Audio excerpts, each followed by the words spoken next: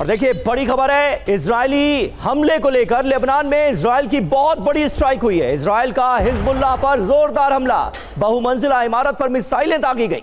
इमारत के ऊपरी हिस्से में आग का गोला उठता हुआ आपको भी नजर आएगा इन तस्वीरों में। जरा गौर से देखिए, आसपास के इलाके में भगदड़ जैसे हालात हो गए। अचानक हुए इस हमले के बाद हर तरफ हड़कंप मच गया।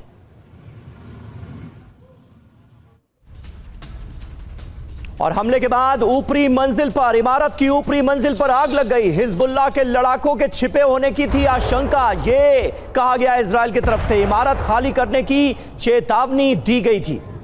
और पूरी इमारत को किस तरह से लेबनान में उड़ा दिया इजरायल ने, ये तस्वीरें आप देखिए।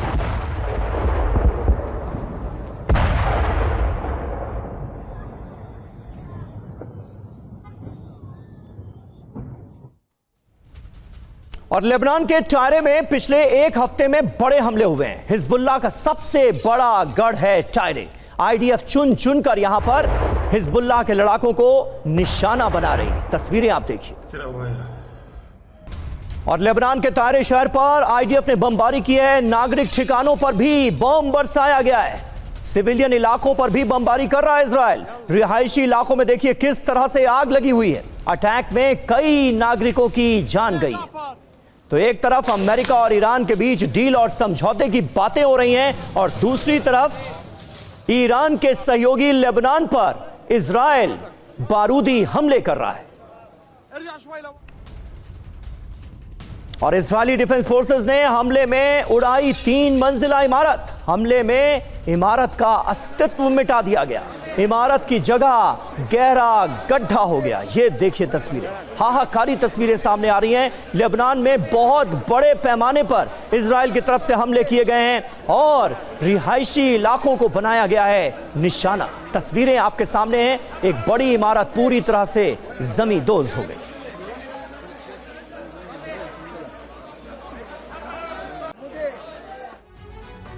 तो लेबनान में वैसे तो सीजफायर है, लेकिन उसके बावजूद भी इजरायल मानने को तैयार नहीं है। बड़े हमलों को अंजाम दिया जा रहा है। लेबनान में कितनी तबाही हुई है, इसका पूरा ब्यौरा हम आपको देते हैं। मार्च 2026 से अब तक लेबनान में 3000 लोगों की मौत हुई है। 3000 लोगों को अपनी जान गंवानी पड़ी। सीजफायर के बाद भी 1100 से ज्यादा मिसाइल हमले हुए हैं। हिजबुल्लाह पर हमले में आम नागरिक मारे जा रहे हैं। 10 लाख से ज्यादा लोग विस्थापित हो गए। साउथ लेबनान का एक बड़ा हिस्सा खाली कराया गया है। लेबनान का 20% हिस्सा आज की तारीख में रहने लायक नहीं बचा है। नेतन्याहू के निजी हित क्या हैं?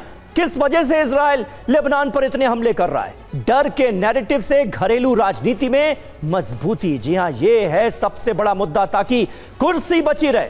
नेतन्याहू पर लगे हैं भ्रष्टाचार के आरोप। राजनीतिक दबाव से बचने के लिए हमले लगातार जारी हैं। सख्त नेता की छवि गढ़ना चाहते हैं नेतन्याहू।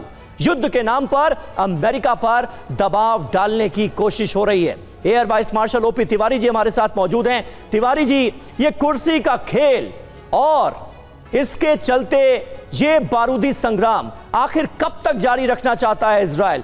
हर तरह से हर मुमकिन दबाव डालने की कोशिश हो रही है अमेरिका पर, ताकि जंग की ज्वाला, ये आग और ज्यादा भड़के।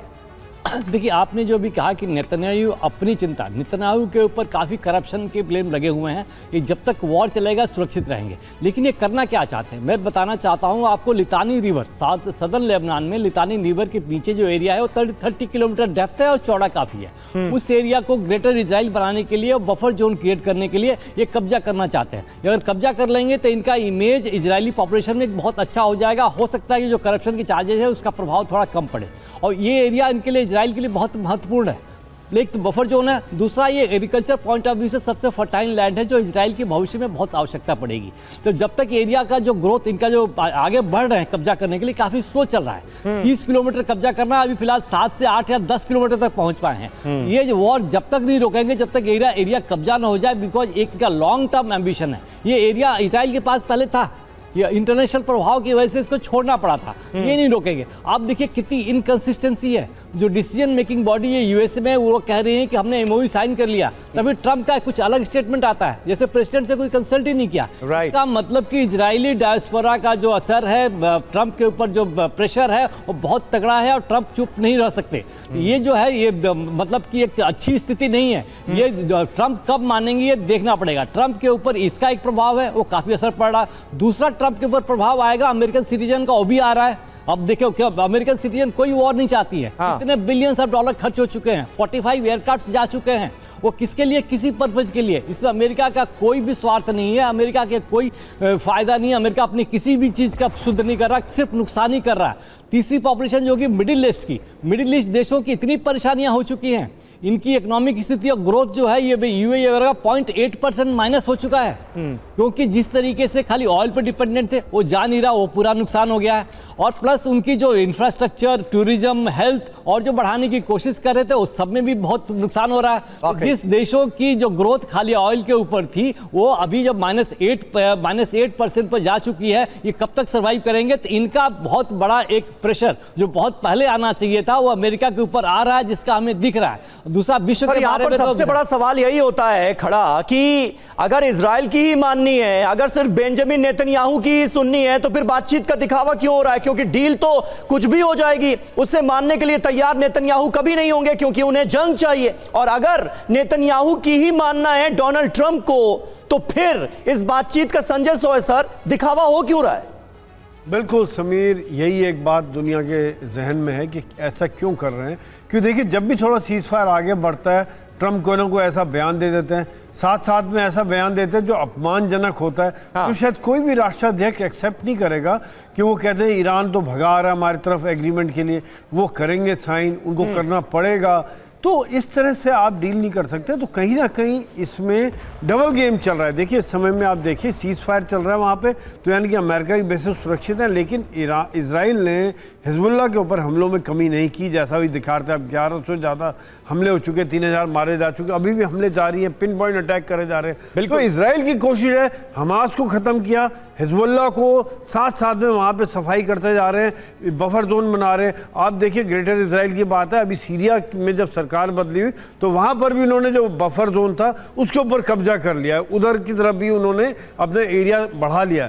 तो ये इनकी फिलॉसफी चल रही है इस समय में कि वहाँ पे अमेरिका ने सीज फायर करके ईरान को रोका हुआ है और यहाँ पे इजराइल साथ साथ में हमले करके हिजबुल्लाह को ख़त्म करता जा रहा है। तो डेफिनेटली ये इजराइल का ही प्रेशर अमेरिका के ऊपर है, क्योंकि इजराइल के उद्देश्य अभी तक पूरे नहीं हुए।